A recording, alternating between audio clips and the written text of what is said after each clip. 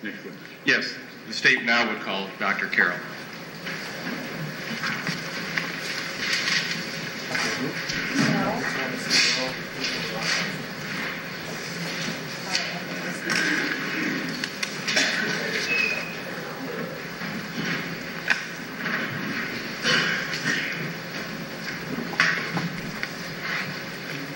Would you step up here, sir, and I'll swear you in? Please raise your right hand. You swear to tell the truth, the whole truth, and nothing but the truth. I do.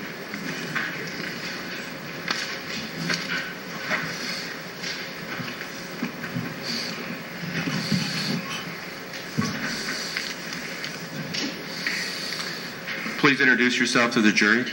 I'm Dr. Thomas Carroll, C-A-R-R-O-L-L. I'm the Woodbury County Medical Examiner in Sioux City, Iowa. How long have you been the Woodbury County Medical Examiner? Since 1995. And do you do additional work beside that?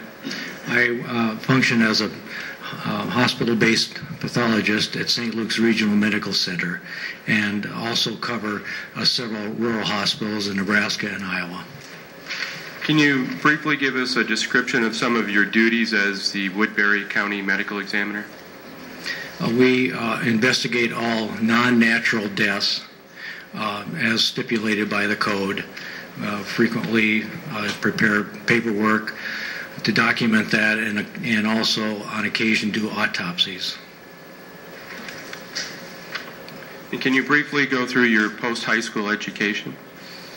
I went to Iowa State University. I received a bachelor's degree there as well as a master's degree. I received a PhD in anatomy at the University of South Dakota. I completed my medical school education at Washington University in St. Louis. I did a residency in anatomic pathology at the University of Iowa as well as a surgical pathology fellowship. And are you a licensed medical doctor in the state of Iowa? Yes. Are you licensed in any other states? Yes. Which other states? Nebraska and South Dakota. As a pathologist, approximately how many autopsies have you conducted? Over 500. May I approach? Amen.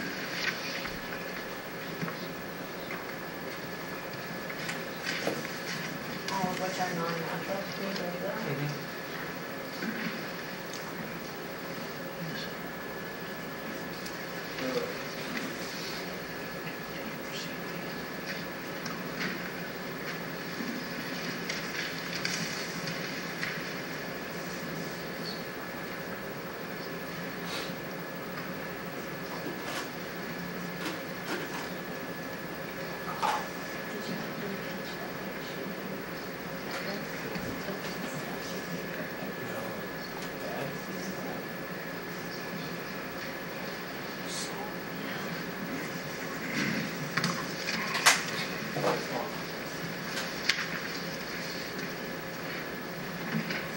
Dr. Carroll, I've handed you what has been marked as State's Exhibit Number 4.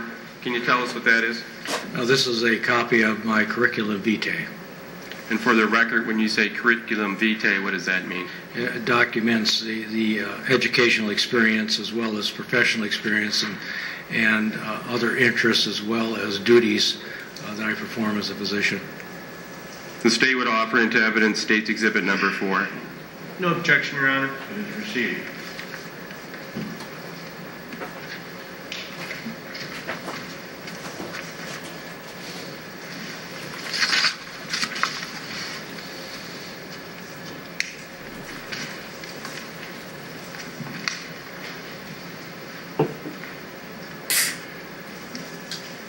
Dr. Carroll, in this case, did you perform an autopsy on Dustin Weedy?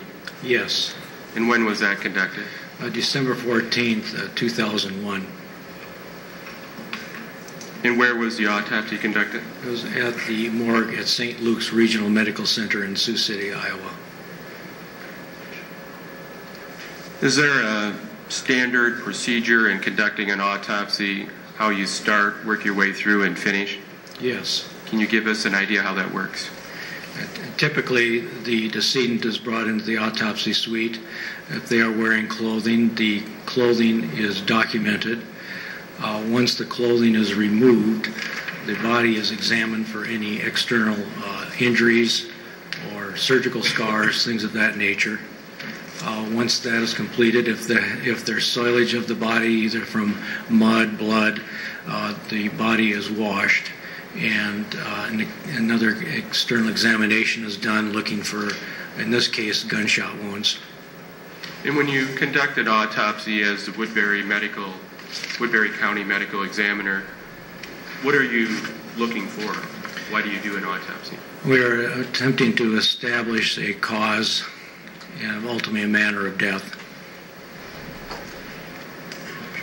Did you do an autopsy report based on your autopsy in this case? Yes.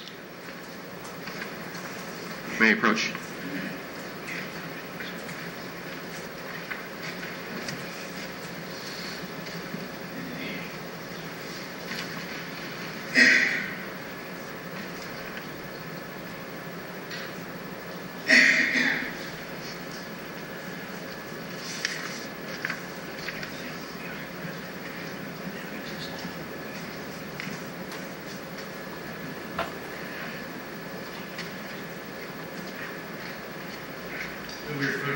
Yes.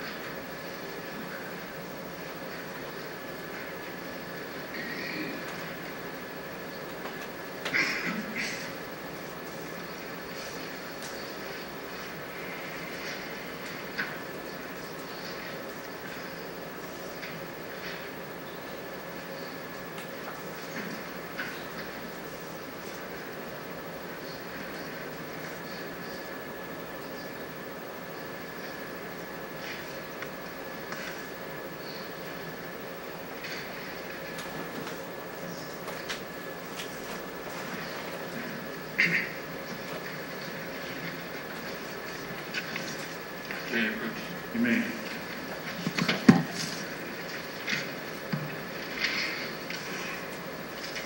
Dr. Carroll, I've handed you what has been marked as State's Exhibit number 5. You see that in front of you? Yes. Can you tell us what that is? This is a copy of my autopsy report on Dustin Weedy. Is it a fair and accurate report of what you did in the autopsy in this case?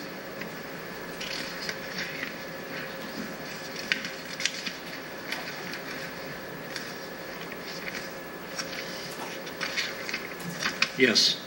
The state would offer into evidence that pursuant to the statutory exception, the autopsy report, State's Exhibit 5. No objection, Your Honor. Received.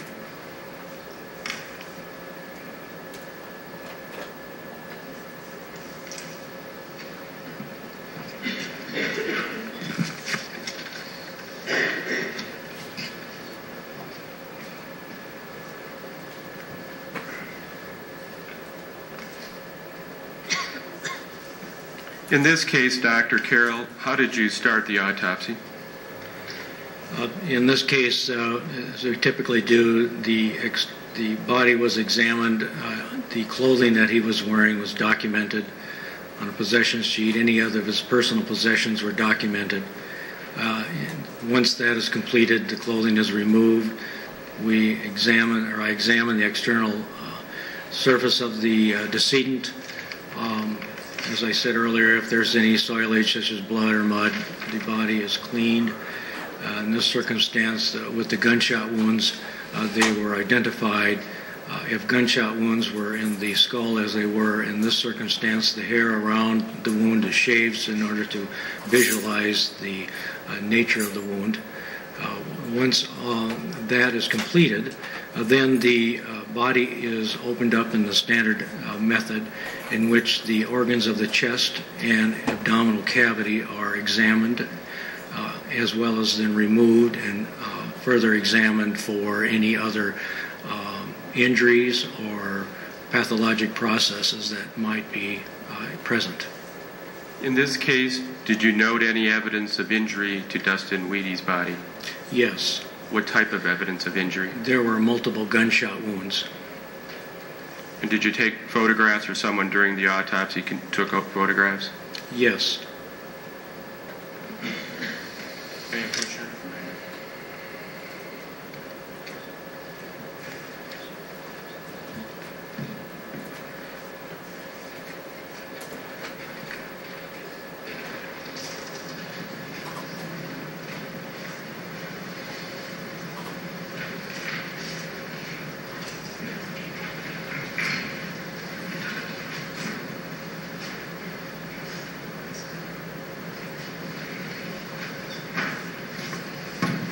Dr. Carroll, I'm showing you what is marked as State's Exhibit number 3. Can you tell us what this is? This is a body diagram of the number of wounds that identified on Mr. Wheaty's body, which is included in my autopsy report. And would State's Exhibit 3 be helpful in describing the entrance and exit wounds that you noted on Dustin Wheaty's body? Yes. The State would offer into evidence State's Exhibit number 3. No objection, Your Honor. It is received.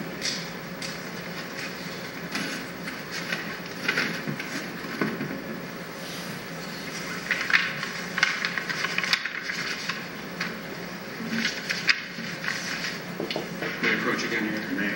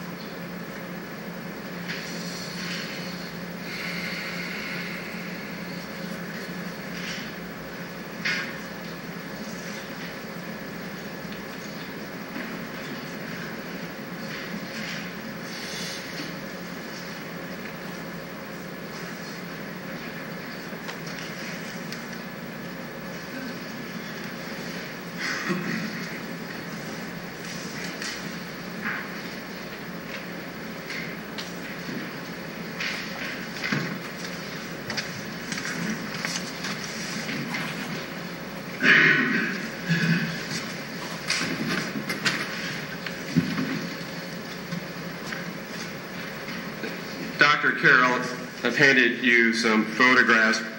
Prior to coming into court today, did the State ask you to select some photographs that would be helpful in describing the injuries you saw to Dustin Wheaty?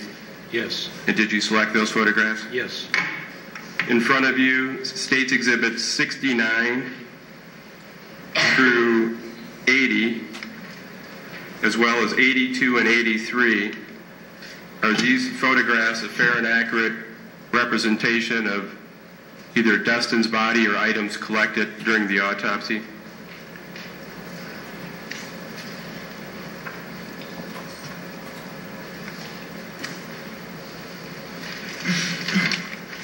Yes.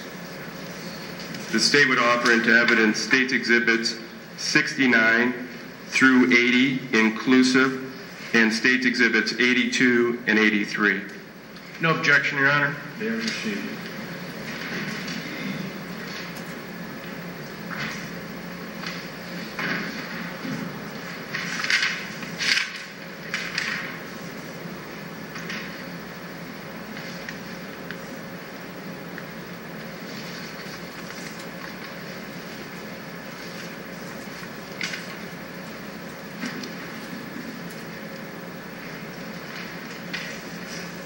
permission to publish?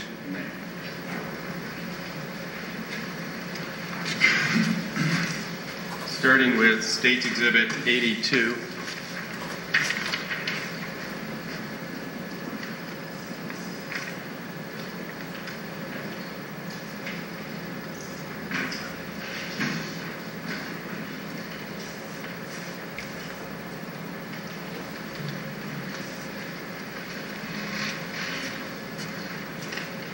Dr. Carroll, there's some items laying on a table. Can you tell us what those are? These are the collection of personal possessions that were on the body of Dustin Weedy at the time of the autopsy. And it's maybe obvious, but if it's hard to see some, do you remember what items?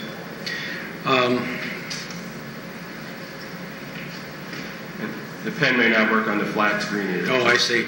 On the left-hand side, there's money which was $52, some business cards on the left-hand side, his eyeglasses, 2 cozies for beverages, looks like a pen, and a keychain. Did you collect any bullets from Dustin's body? I'm sorry, say that? I'm sorry. Did you collect any bullets or bullet fragments from Dustin's body? Yes, I did. How many? There were 2. Where were they collected from? One was, I believe, in the subcutaneous tissue of the arm, and another in the soft tissue. I can't remember exactly where it was.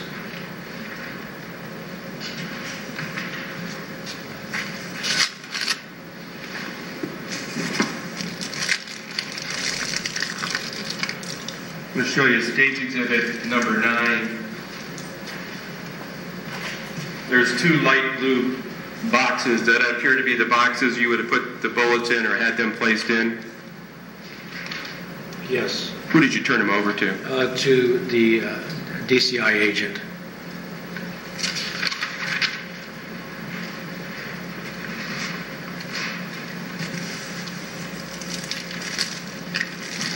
Put State's Exhibit number 3.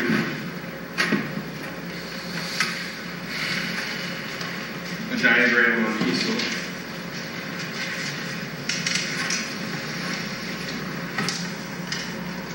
Are you able to see that, Dr. Carroll? Yes. Can you briefly describe what's the purpose of this diagram, what you were trying to show?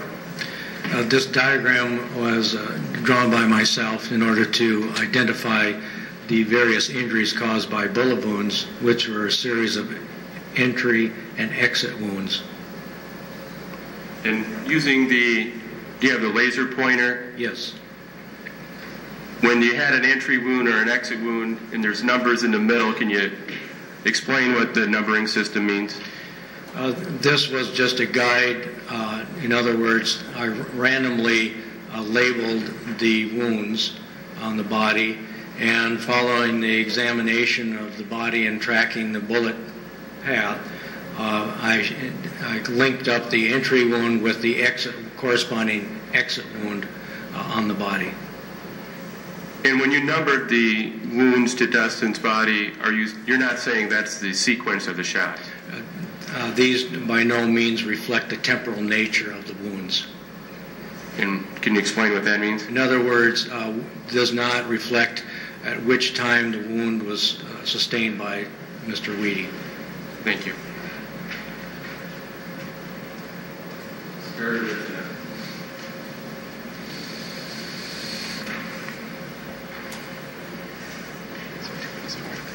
State's Exhibit number 74.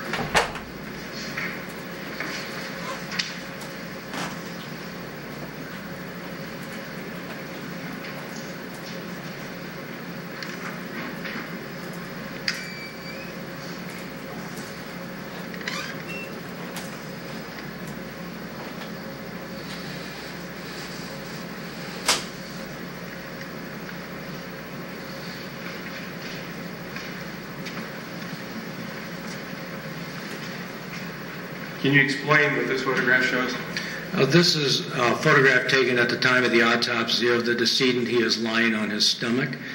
His arm is slightly bent, and indicates several of the gunshot wounds that are identified and are as well as present on the body diagram. So if we see the number 5 on the photograph, where would that correspond on State's Exhibit 3?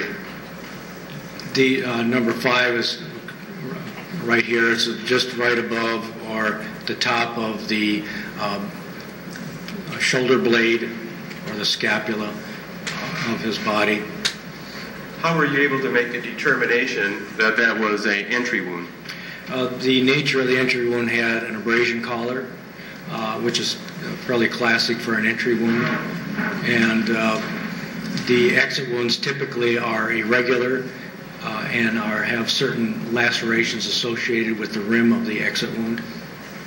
So if we look at the chart in the middle that you did, for number 5, there's an arrow to, looks like number 19. Correct. Number 19 was a bullet found just beneath the skin in the subcutaneous tissue.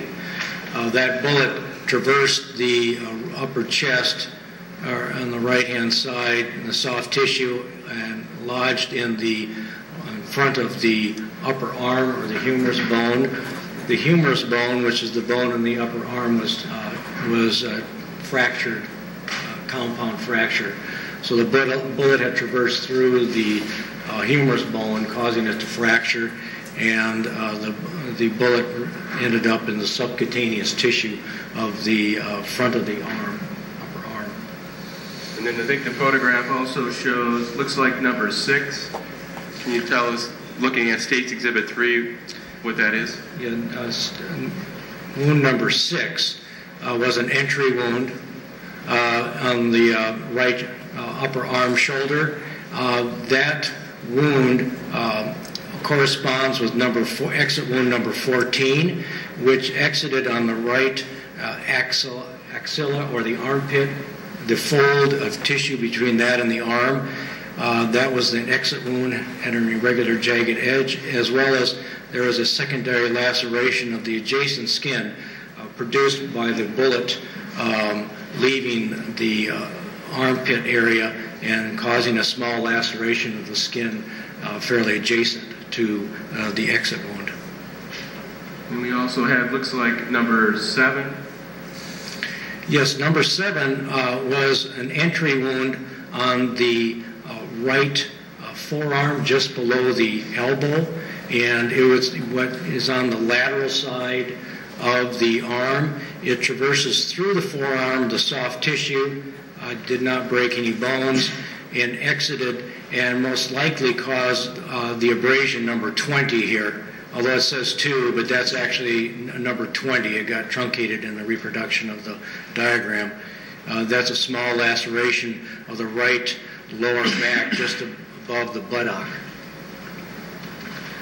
Dr. Carroll, with the 3 injuries, the 3 gunshot wounds to Dustin's right arm, based on your experience, training, and education, how would that affect a person to be able to use an arm? On number 7?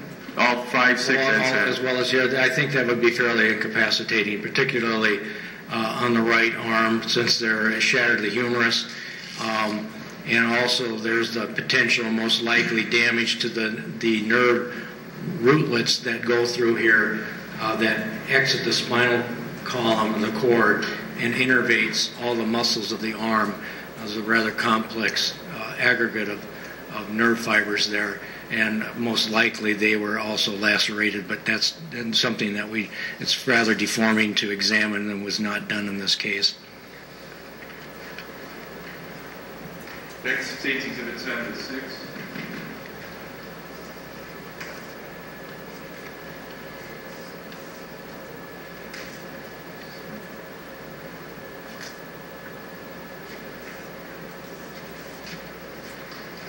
Starting with what's been marked in number 14, corresponding to State's Exhibit 3. Can you explain that injury? Yes, this is the exit wound of the right axilla area or armpit area, and also number 15 corresponds to the laceration identified on the photograph being displayed on the monitor.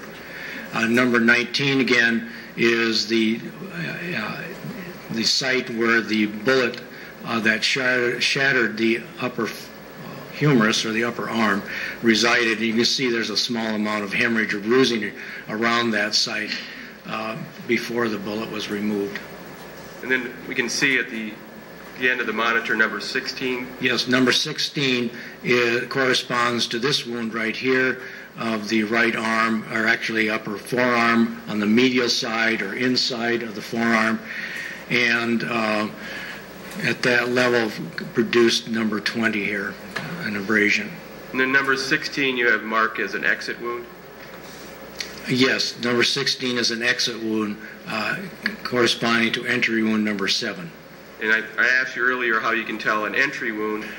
How do you make a determination as to an exit wound? In this circumstance, the entry wound has a very clean circular or oblong pattern and has a small abrasion collar where the bullet entering the skin abrades the skin in a very symmetric manner, whereas exit wounds tend to be jagged because of the stretching of the skin and subcutaneous tissue as it leaves the body, and resulting in some small lacerations emanating from the exit wound hole.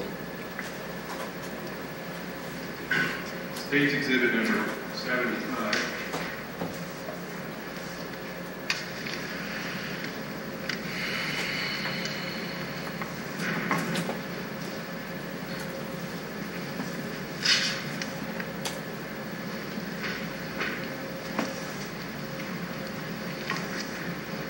Starting with what you have marked on the photograph, it's number 8. Can you tell us, is that an entry wound or an exit wound? Number 8 corresponds right here. That is an entry wound. Right adjacent to it and below is an exit wound, number 18. The entry wound number 9 here on the left hip bone area entry wound corresponds to the exit wound identified as number 18. Entry wound number 18, the corresponding exit wound is number 17, which is on the lower back, just above the hip bone and above the buttock. Number 8, the entry wound traversed through the soft tissue of the lower back and out the back, but also chipped a little bit of the hip bone there, which is called the iliac crest.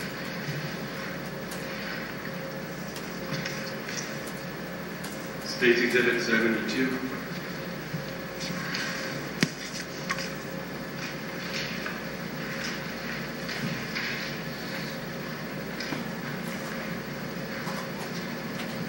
Is this a photograph without you actually taking a marker and marking the injuries?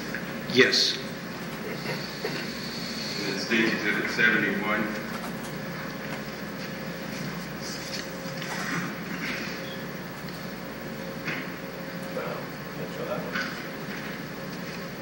Is that the same situation with this photograph?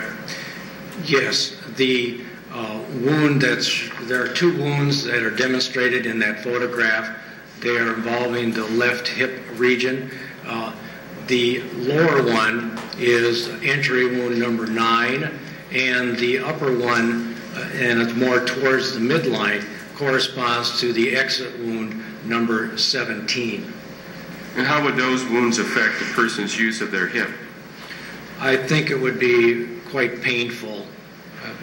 It possibly could move the hip, but it would be very painful. State's exhibit number 70.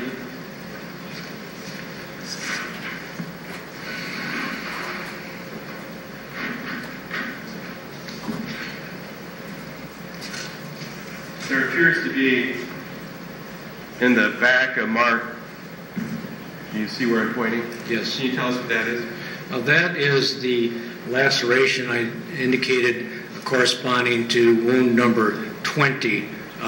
That is it's horizontal. It corresponds to the level of entry wound number 7, exit wound number 16, and the bullet abraded the skin as it exited the forearm.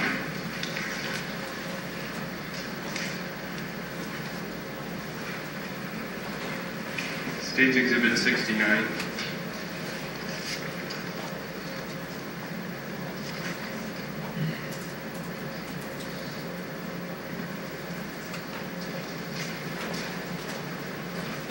Can you describe the injuries in this photograph? The wound demonstrated on the upper shoulder back area, that corresponds to exit wound number 13. And there is an exit wound at the ear, and that corresponds to exit wound number 11. And there is an entry wound there on the back of the neck, upper neck, that corresponds to entry wound number 1. And is this what you were talking about earlier? You had to shave some of the hair in the back to show those injuries? Yes, that photograph demonstrates the fact that we had to shave the scalp's hair in order to fully view the entry wounds.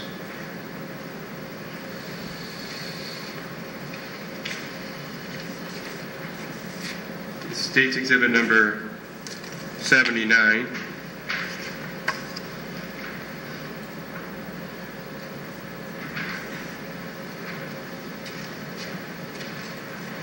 Appears to be a number 4 on the photograph.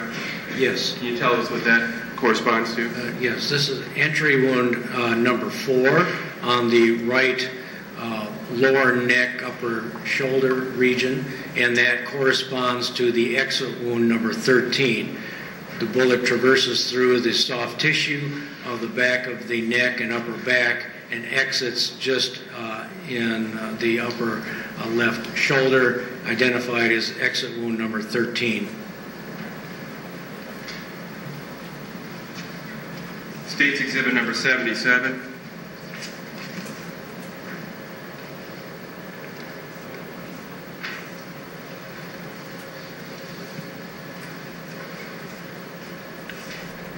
There's a marked number 11. Can you describe that injury for us?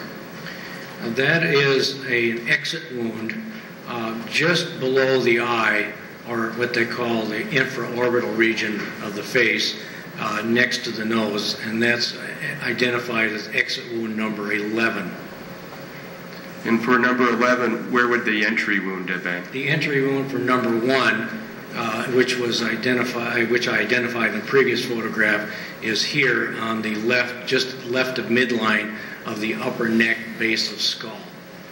And I may be looking at the chart, but the chart has one. I'm sorry, excuse me. The entry wound is number 2. Sorry. It's okay. Number 2 corresponds to exit wound number 11. State's Exhibit number 73.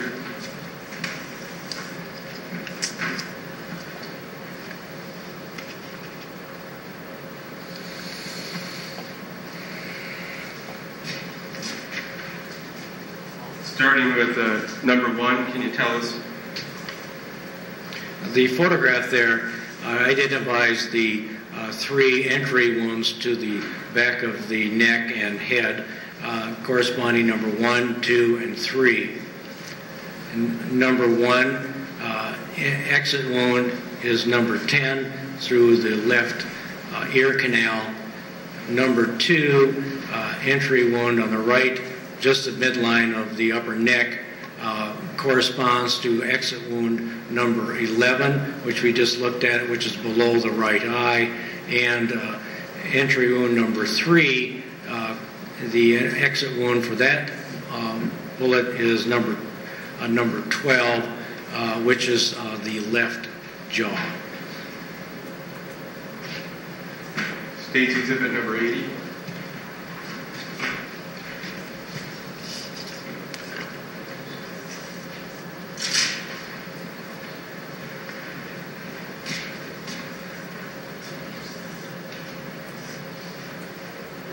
May I approach you? You may.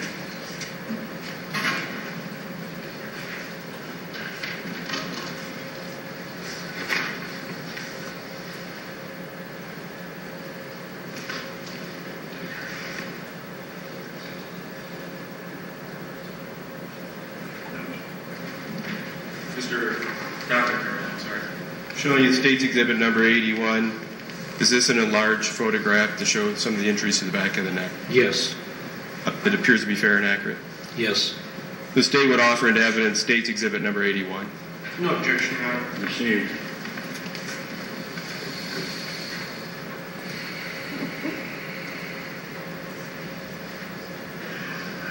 Permission to publish.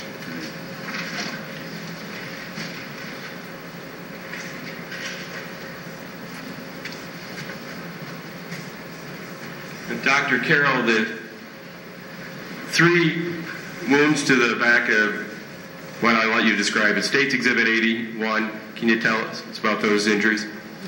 These are the 3, 1, 2, and 3 entry wounds to the back of the neck, upper skull in some regions. These are entry wounds. They have some irregular, eccentric skin abrasions, which nearly indicate the angle in which the entry wound entered the body. And again, this was nearly midline of the lower neck. Are you familiar with the term fatal shot or fatal injury, I should say? Yes. And are any of these 3 wounds, these are all entry wounds, correct? Correct. Are any of these 3 entry wounds to the back of Dustin Wheaties had fatal wounds? Yes, either any one of those 3 would have been fatal because of the nature of injuries it caused in the brain stem. And explain for the record, what do you mean by a fatal wound? These would have caused so much injury to the brainstem, which is part of the brain where respirations and heart is controlled. It would have caused those functions to cease within seconds.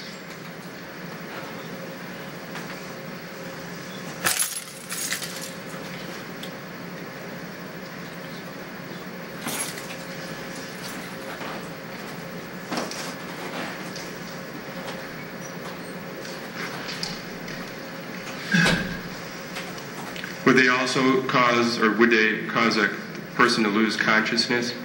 Either one of those shots would have caused immediate loss of consciousness.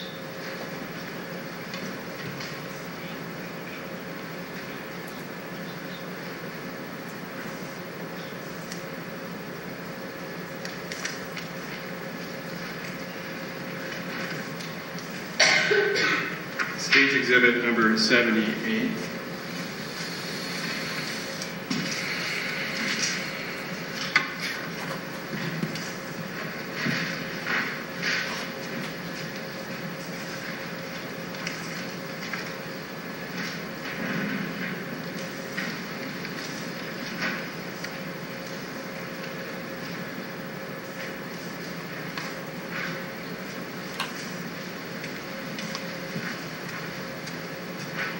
Are you able to see that photograph? Yes. There appears to be 2 marks. One is 10 and there's another number. I don't know if you can see that. Yes. Can you start with the lower number? The wound on the left lower jaw, which is identified as number 12, is an exit wound that corresponded to the entry wound number 3. The exit wound number 10 corresponds to the entry wound number 1.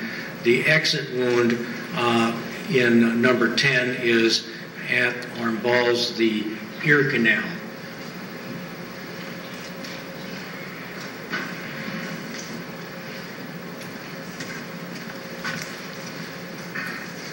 And then State's Exhibit 83.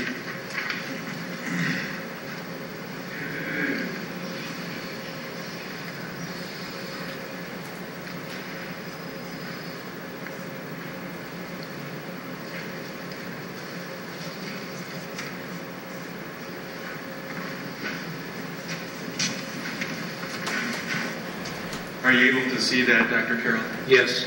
Can you tell us what this shows?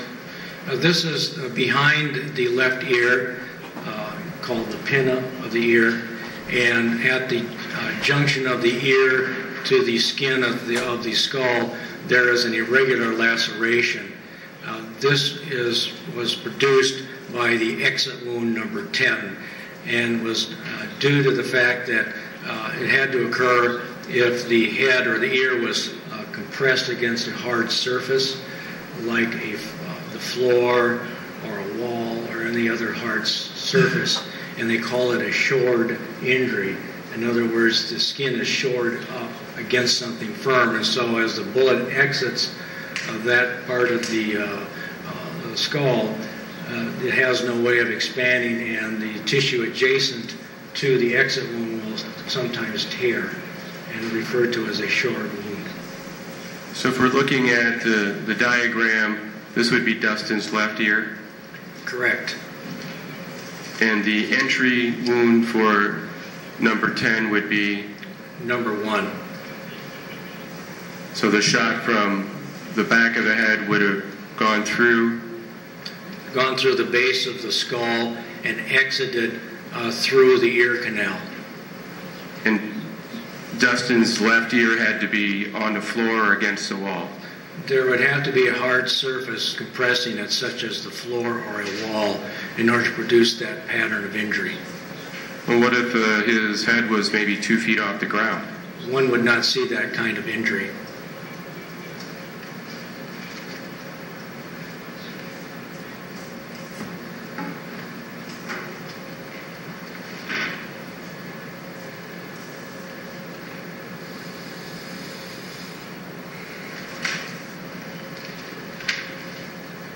How many entry wounds did you find to Dustin Wheaty's body? Well, there were a total of 9 entry wounds. And how many exit wounds did you find? Well, there were a corresponding 9 entry wounds and also additional 2, which were secondary abrasions caused to the bullet exiting. I may have misheard you. Did you say 9 entry wounds and how many exit wounds? 9, and then 2 additional wounds as a subsequent secondary laceration of skin when the bullet exited. Beside the bruises that you've noted that were caused by the bullets, did you see any other bruises to Dustin's body? Let me make a correction on that last thing. There were 8 exit wounds. 8 exit wounds. One of the wounds, the bullet still resided in the subcutaneous tissue of the right upper arm. And then there were 2 additional areas of wounds that occurred because the bullet had abraded the skin when it left the body. So if we look at State's Exhibit 3, entry wound 5, the bullet still would have been near the exit by number 19? Correct. It was under the skin at that point. During the autopsy and conducting the autopsy on Dustin, did you find any other bruises on his body that were not related to the gunshot wounds? I don't recall. And if your autopsy report, is that something you would put in your report? Yes. So what's in your report would be consistent with what you observed? Yes. Was a toxicology report done as well? Yes. And what is a toxicology report? The toxicology report is removing certain body fluids such as blood and urine and testing it for the presence of alcohol or other drugs of abuse. That's routinely done. And in this case, was it done? Yes. And what was the results of the toxicology? No drugs of abuse were found. There was some alcohol found in the blood, but not in the urine. Do you have a level of alcohol in the blood? It was 0.32 grams per 100 milliliters of blood. And what does that mean? That's not the same as the test in Iowa for driving 0.08? It's similar. It's exactly the same. It's just how you do it. So it was 0.08. This would be 0.032. And are you able to make a determination if that meant Dustin Wheaty had been drinking alcohol? No, I believe it was due to post-mortem fermentation. Once the individual dies, there are bacteria that are released. They can cause fermentation of various substances and further result in production of some alcohol. The fact that there was no alcohol present in the urine allowed me to conclude that he had not ingested any alcohol, that this was most likely due to post-mortem fermentation.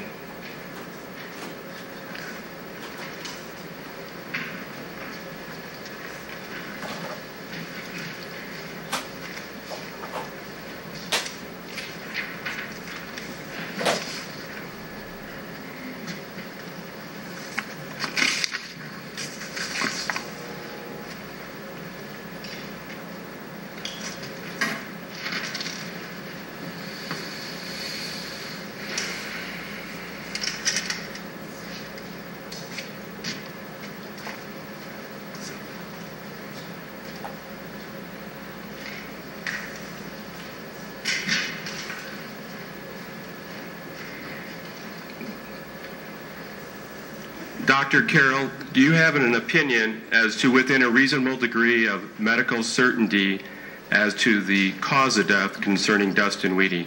Yes. And what is your opinion? Multiple gunshot wounds.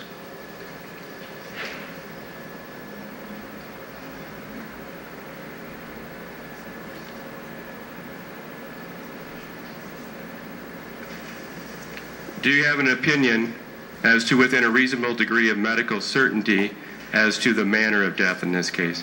Yes. What is your opinion? Homicide.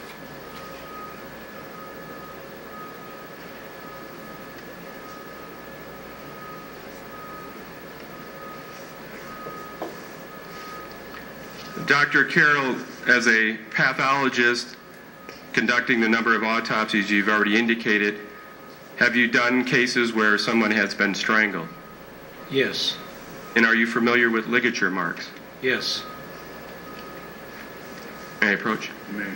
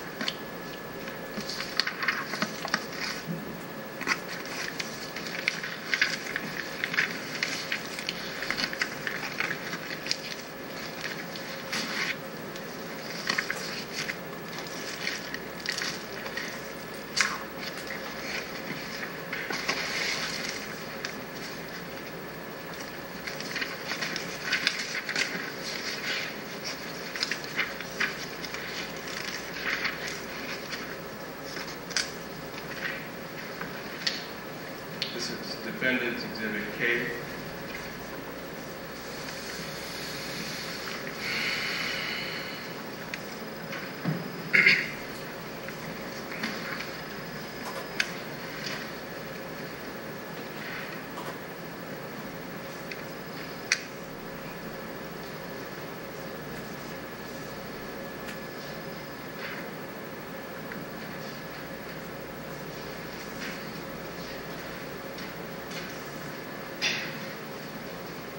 Are you able to see that picture?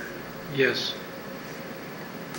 Dr. Carroll, based on your education, training, and experience, the mark that's shown on this photograph on the defendant's neck, in your opinion, is that consistent with a ligature mark? No. Why not? Typically, ligature marks are found on the upper neck. The width of that pattern doesn't strike me as a ligature mark.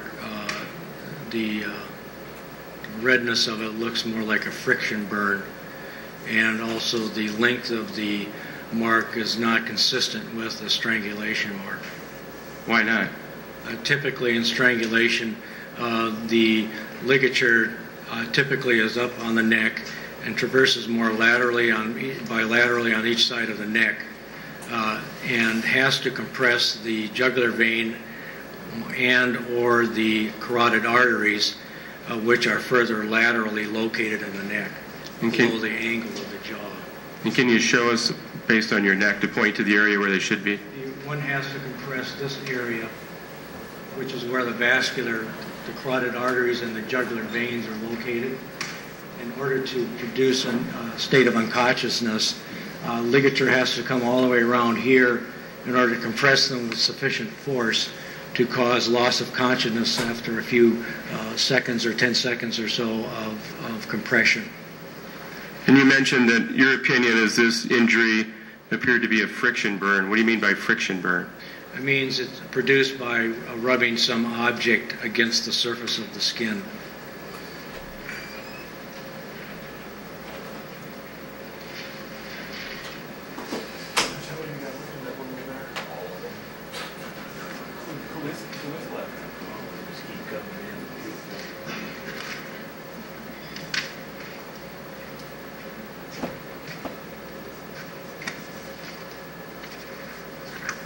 State's Exhibit 17.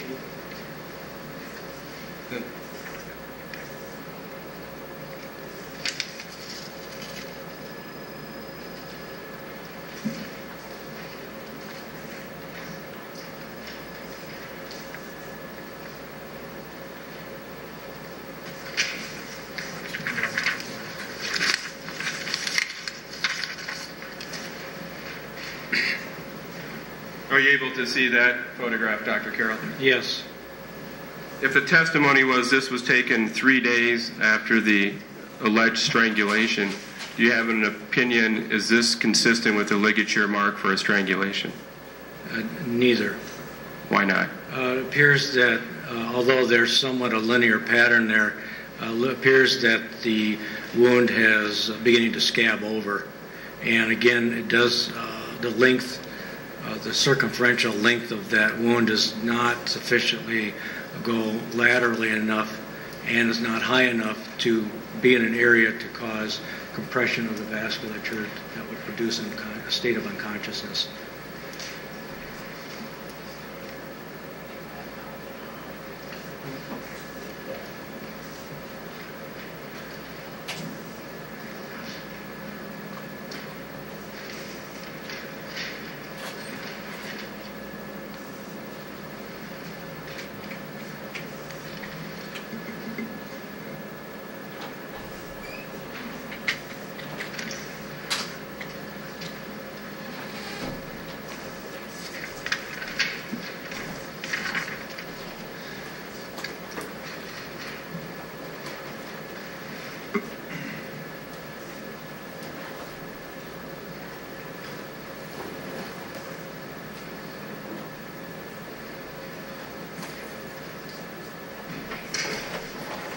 No other questions. Thank you. Thank you, approach a minute.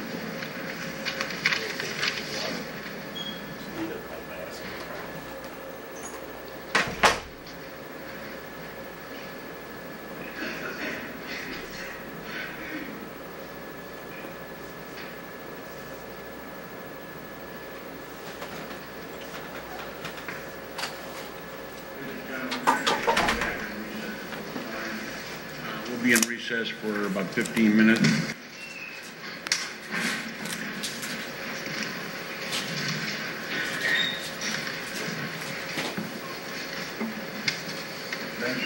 Proceed. Thank you, Your Honor. Dr. Carroll, how are you this afternoon? Just fine, thank you. My name is Scott Banster. I'm the defense attorney on this case. You testified on direct examination that the cause of death was homicide. Do you remember that line of questions? No, the manner of death was homicide. The cause of death was multiple gunshot wounds. And that is a medical definition rather than a legal definition when you identify it as homicide, correct? Correct. And in fact, in your deposition, you indicated on page 60 that a homicide is not in a forensic, it's not medical, in the legal sense, it's just another individual killed another individual. Correct. So that's what I stated, yes. I just wanted to make sure the jury understood that. So when you observed Dustin Weedy on December 14th of 2001, your observation that it was a homicide was based upon one individual killing another? Yes. And in doing this autopsy, you were unable to differentiate on shots 1, 2, and 3, and I'll put those up here in a second.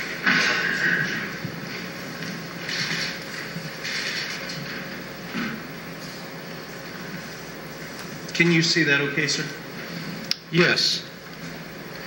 Doctor, you testified earlier regarding shots 1, 2, and 3, and you've numbered those, correct? Correct.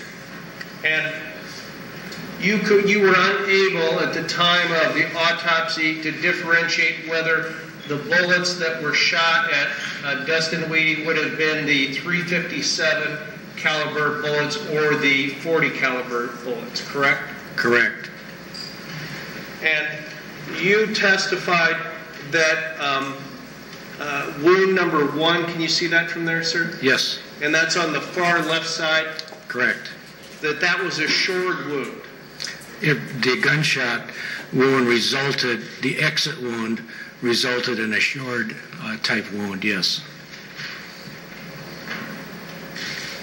And you would agree with me, sir, with a shored wound, it's essentially a wound to the body that occurs when the body is against a solid object, thereby impairing the body tissue from flexing due to the impact of the projectile impacting the body. Is that fair? Correct. And in reviewing your report, sir, you did not describe wound number 2 and its corresponding exit wound number 11 as a shored wound, did you? No. And you did not describe wound number 3 and its corresponding wound number 12 as a shored wound. Is that correct? Correct. And if you would have put that in your report, sir, right? Yes, sir. Okay.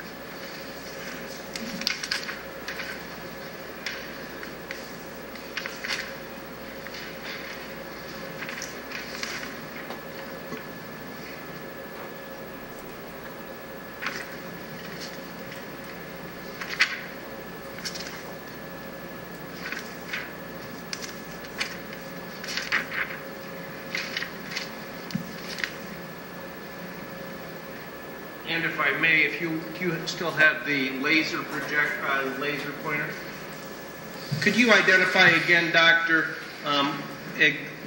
bullet wound 8 for me, please? 8 is Right here? Correct. And you use a plastic probe in an autopsy of where there's been gunshot wounds to determine the trajectory or the direction the bullet goes, correct? Can use a plastic, sometimes a metal probe. Yes. And in this autopsy that you did on December 14th of 2001, you used a plastic rather than a metal probe. I don't recall exactly. We currently have plastic probes. We may have used a metal probe at that time. I just don't recall, sir. And if your deposition indicated that you used a plastic probe at that time, you wouldn't have any reason to dispute that, would you, sir? Not necessarily, but in recollection, as you bring it up, I can't be certain. That's fair. And with bullet wound 8, you indicated that wound number 8 is an entry wound that is on the lower left abdominal region on the front side, and that it would basically goes and exits as number 17, correct? Correct. And when asked regarding that, it was your opinion that bullet wound number 8 went up in an upward angle, correct? A slightly upward angle.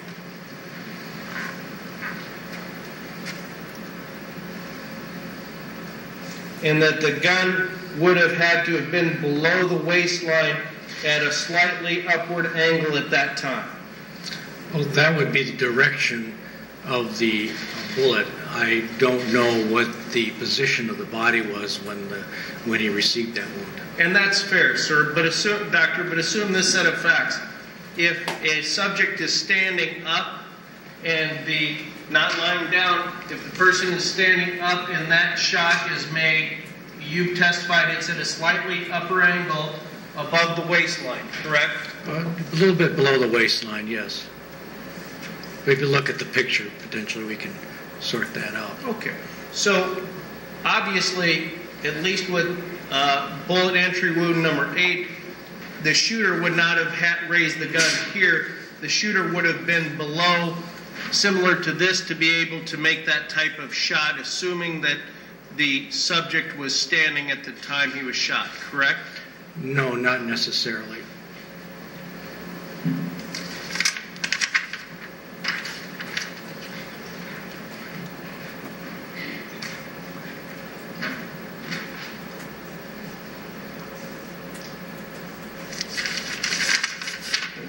in your deposition, didn't you indicate that that was at an upward angle, right below the waistline? I believe I said slightly, which might be 1 inch.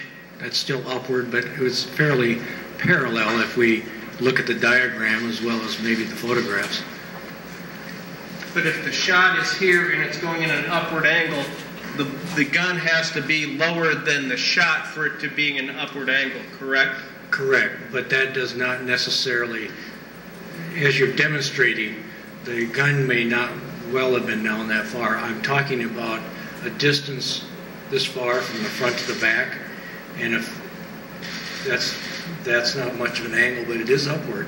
And I'm not disagreeing with that, but the gun itself, the bullet would have had to have been in an upward angle for it to strike at or about the waistline and then go slightly raised from that.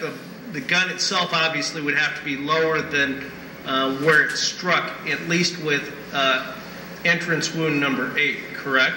Potentially, yes. Well, it couldn't if it was bending over, possibly. Okay. Well, the shooter couldn't have been raised. It wouldn't have been raised like that, would have it? In other words, where the gun is pointing down, the gun would have had to have been going upward to have that type of angle, assuming that the person is standing straight. Potentially, if the gun is held at the waistline and raised up, you can produce the same sort of wound. And entry wound number 9, which is right there, correct, sir? Correct. And with number 9, that was on the left left hip side of his body, and the bullet goes forward and slightly inward, and the exit wound is number 18. Is that correct? Yes. And that this wound was a little bit more to the side. Yes. And this shot also was at an upward angle. Yes.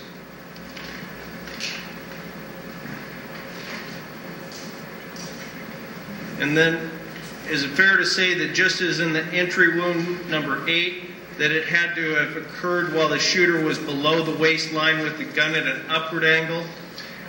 If assume that the individual being shot is in that particular anatomic position as demonstrated in the diagram,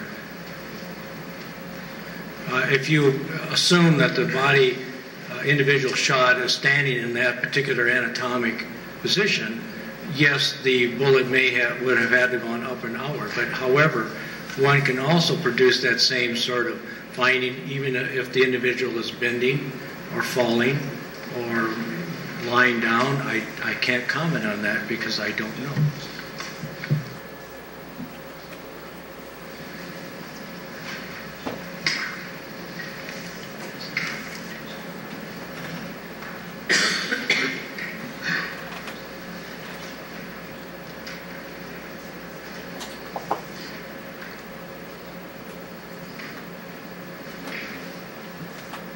Doctor, could you review your report and tell the jury how tall Dustin Weedy was? Yes, if you can give me that report. I don't recall off the top of my head. You should have the report up there. I believe it was offered as an exhibit.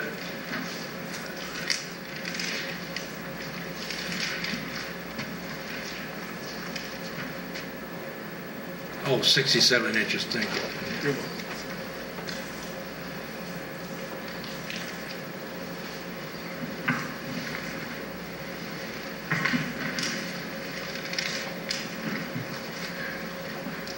And doctor, you would agree that there were no fingers, you didn't perform any fingernail scrapings in this case, did you? No, sir.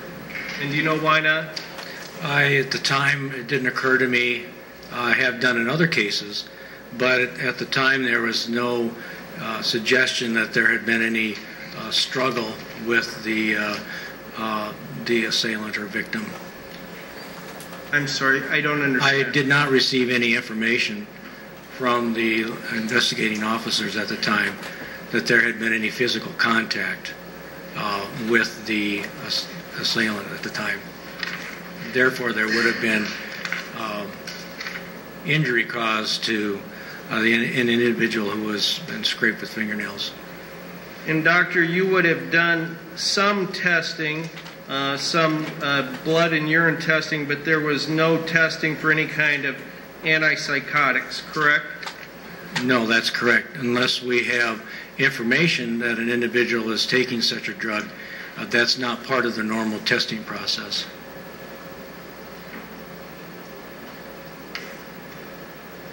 Well, Doctor, you indicated that you didn't think that there was any kind of struggle or fight in this matter?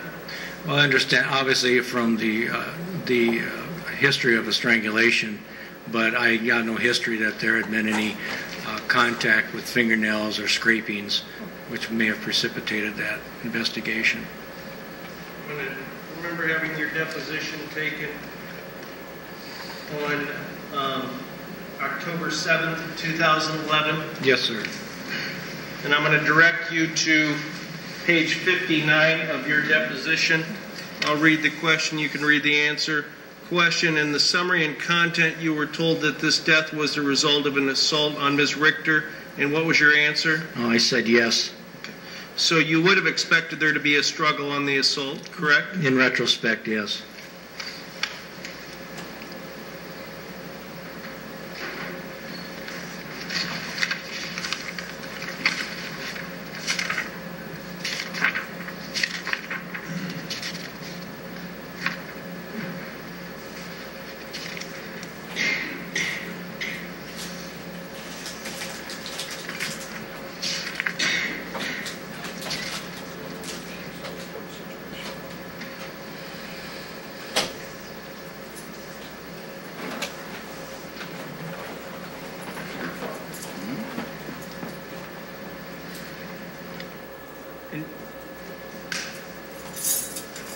You indicated on page 1 of your autopsy report that the gunshot wounds occurred at a distant range.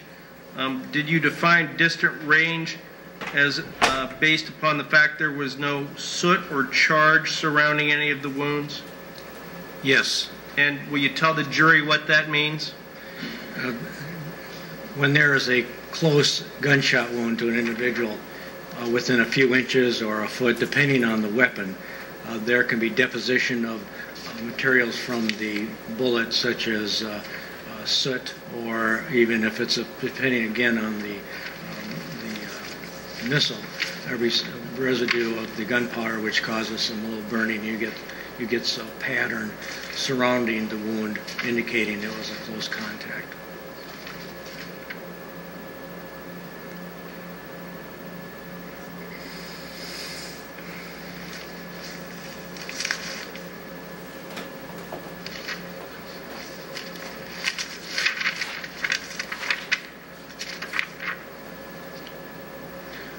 Doctor, would you agree that it ordinarily takes blood several minutes to coagulate? It can. Again, it depends on the atmospheric conditions.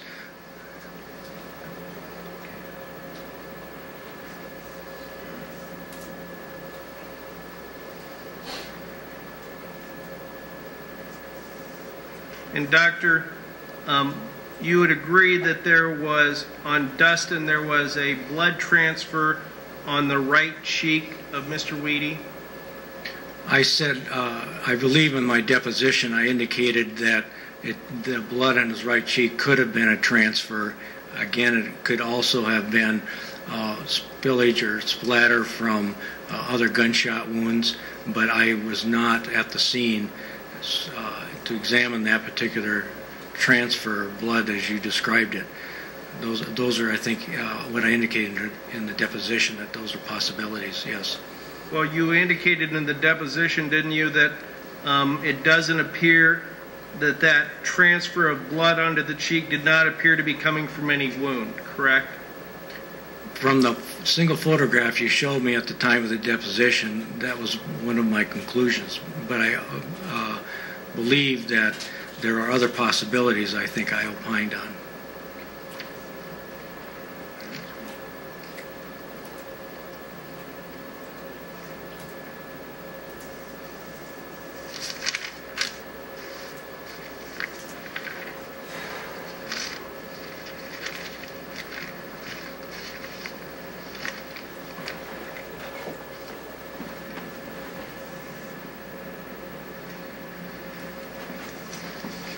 doctor, regarding the marks to Ms. Richter's neck, in your deposition that was held on October 7th of 2011, you would have indicated that the marks on her neck, would not be consistent with strangulation. Yes. And you have subsequently looked at this photograph, which is a photograph of the injuries to my client on December 13th of 2001. You would agree that in the photograph you originally shown, let's do this. How about that?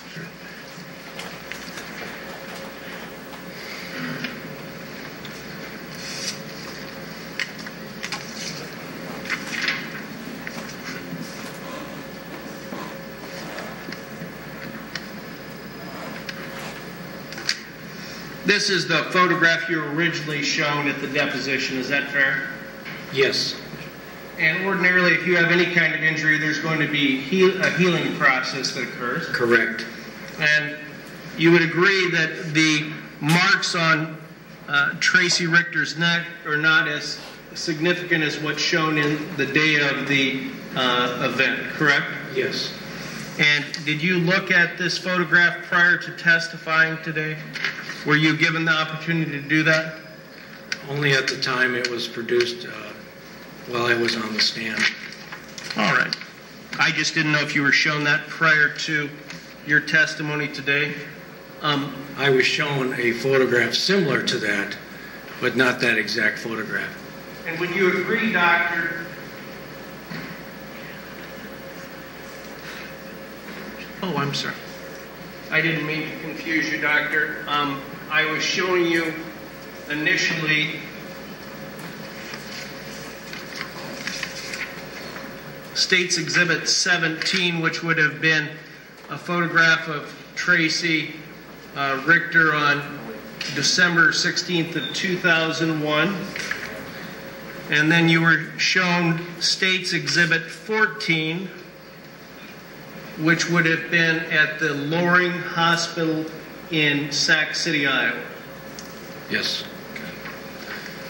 And, sir, would you agree that if you would have seen Tracy Richter on December 13th of 2001, that you would have had a better idea than just simply looking at a photograph, if you would have been the treating provider on that day? Would you restate the question, please? Would you agree, sir, that if you would have seen Tracy Richter as a doctor on December 13th of 2001, you would have had a better idea of what her condition was than what a photograph would portray? I would think so.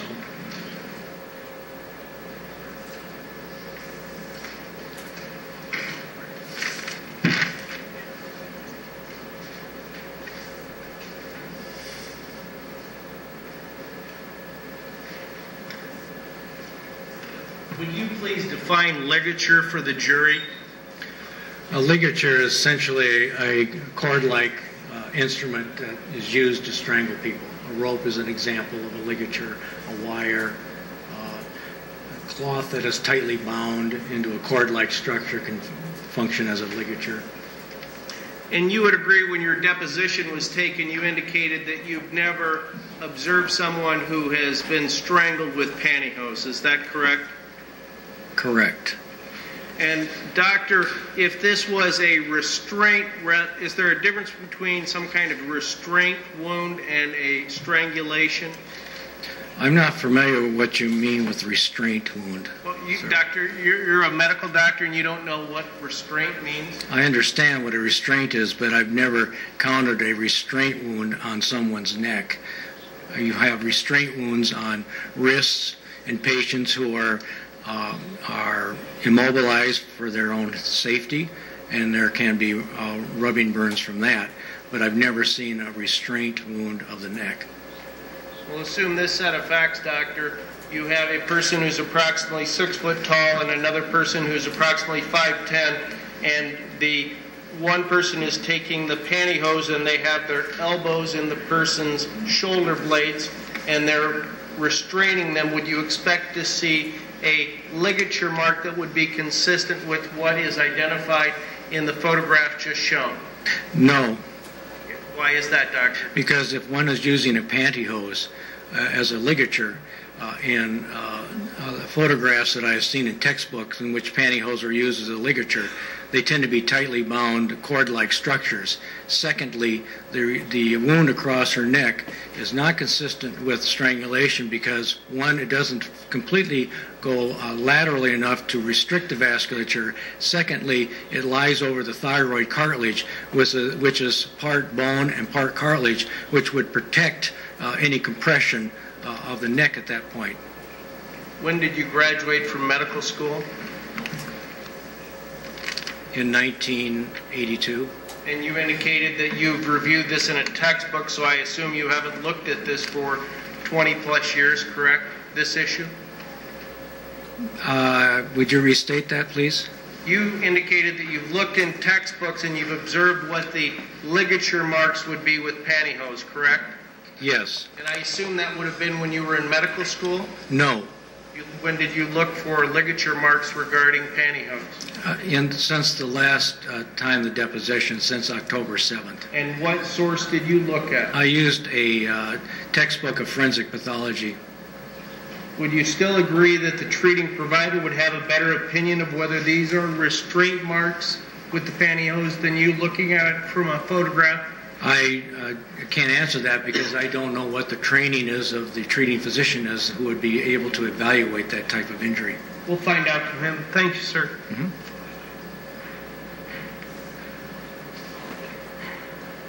No further questions. Any redirect? Yes, thank you. May I approach? Yes.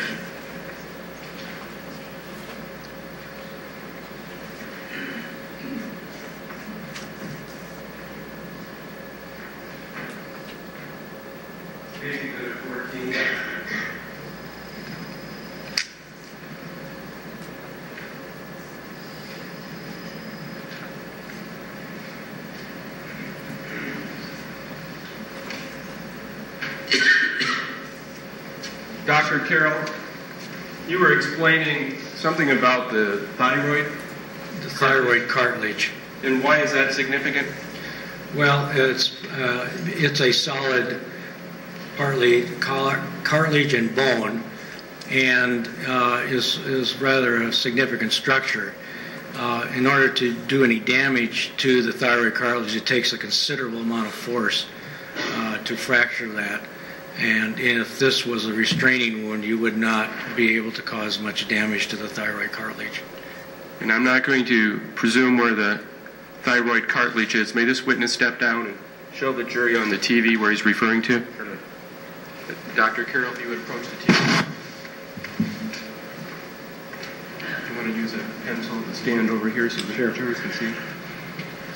The thyroid cartilage is also part of the Adam's apple, which is a rather prominent nodule node right here, and that on my neck is right here. And so this, as I stated, was an abrasive type wound, which would get as a friction type wound. It doesn't go over laterally enough to obstruct the vasculature, which would be right here. So where you can feel your pulses on your neck, that is where the vascular complex is. What I'm seeing here is a wound that's right here and doesn't sufficiently go around to the size, in my mind, that would be a sufficient force to cause any loss of consciousness. It has more, it doesn't appear to be ligature, it appears to be more of a friction or rubbing type injury. But this overlies the thyroid cartilage. Here would be the location of the Adam's apple, which is part of the thyroid cartilage complex.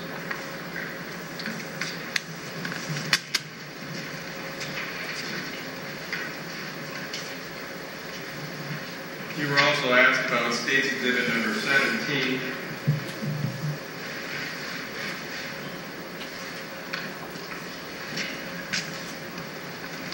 Dr. Carroll, would a friction burn also heal after 3 days? It would show signs of healing after 3 days, yes.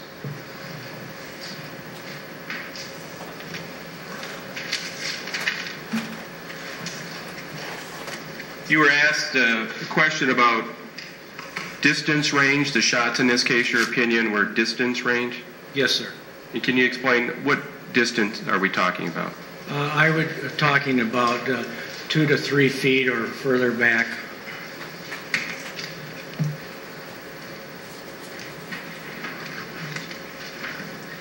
And when you were talking about if any soot or stippling is on a wound, how close would the muzzle, the end of the barrel of the gun, have to be to the skin?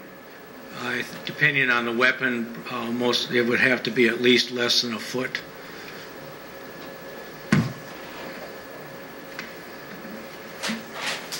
Concerning distance range, the 2 to 3 feet, I think you indicated at least 2 to 3 feet away. Potentially, yes, or further. Again, it depends. States Exhibit 81. If a person standing and Dunstan Weedy is laying on the ground, and a person standing over him and shoots 3 times in the back of his head, is that consistent with the distant range on those 3? Yes.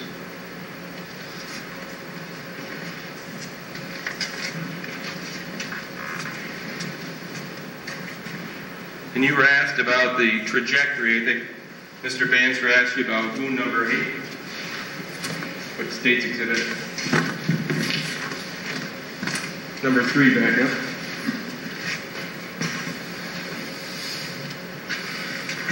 You indicated a photograph of that wound would be helpful in explaining the trajectory? Yes.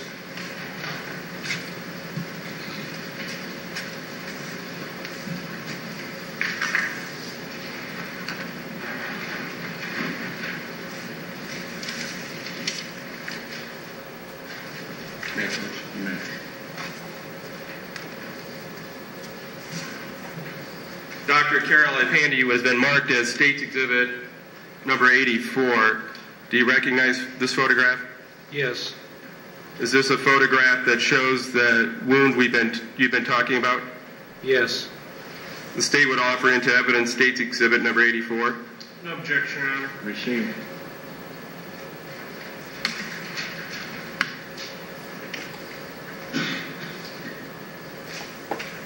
Permission to publish.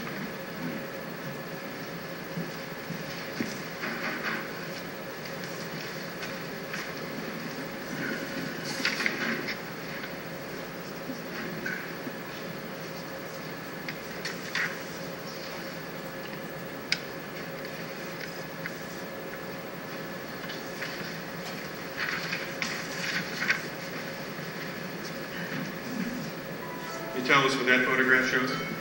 Now that is photograph showing wound number 8. Just below wound number 8 is the exit wound number 18. There's a metal probe in there demonstrating the directionality, or the track, excuse me, of the bullet wound, which would suggest the directionality of it.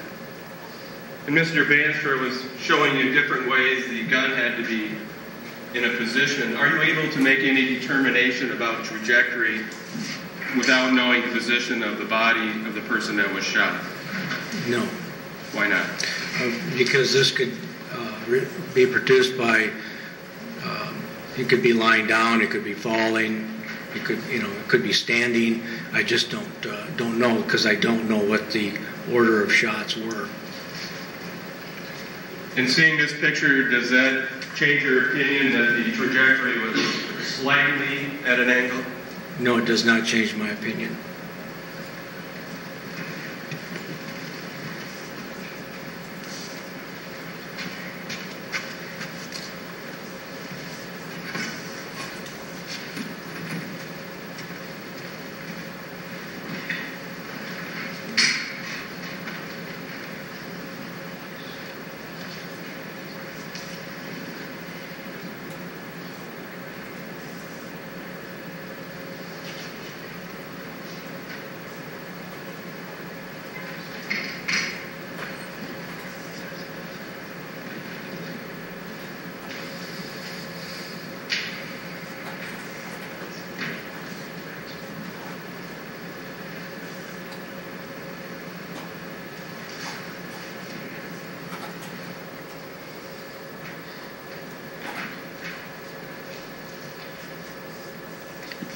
Dr. Carroll, you were also asked about the shored wound on cross-examination, and you said the one, in your opinion, was the wound number 10. Yes. Does every time someone is shot, if their head is against a solid object, does it leave a shored wound? Generally, yes. Would there be times it may not? Excuse me? Would there be times it may not leave the shored wound? I think, again, it would depend on how solid the surface is. If it's a floor or hardwood surface, yes. Thank you. I don't have any other questions. Recross. No, Your Honor. You may step down, sir. Thank you. May this witness be excused, Your Honor? Any objection? No, Your Honor. Witness may be excused.